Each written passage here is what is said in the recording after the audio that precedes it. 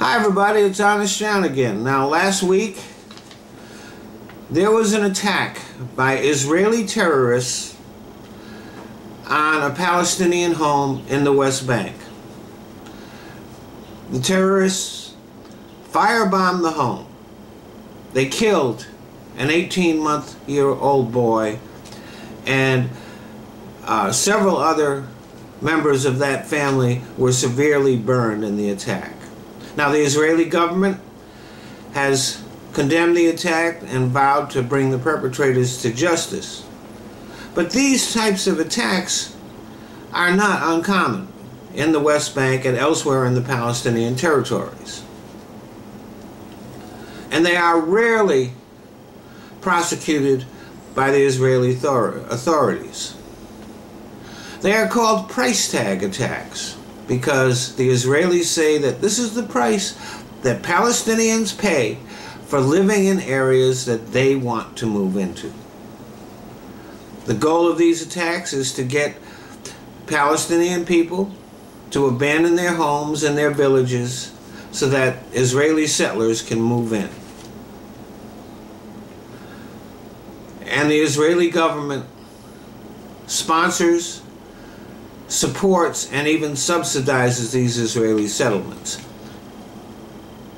And every settlement that Israel has in the Palestinian territories is a violation of international law. There is not one legal settlement.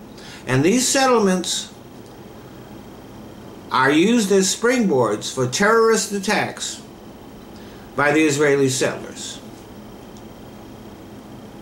And those settlements are protected by the Israel Defense Forces. Now, Israel makes a lot of noise about Iran being a state sponsor of terrorism. But Israel is as much a state sponsor of terrorism as any government in the Middle East. They came into existence through terrorism, and they have never stopped being a sponsor of terrorism. They've never stopped terrorist attacks. Often,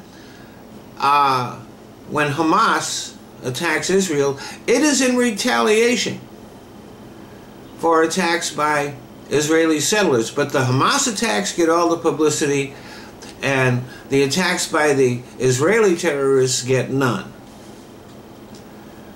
So, Israel should be put on the list of state sponsors of terrorism. The United States should withdraw all support for the state of Israel until every last settlement is dismantled. Thanks for listening.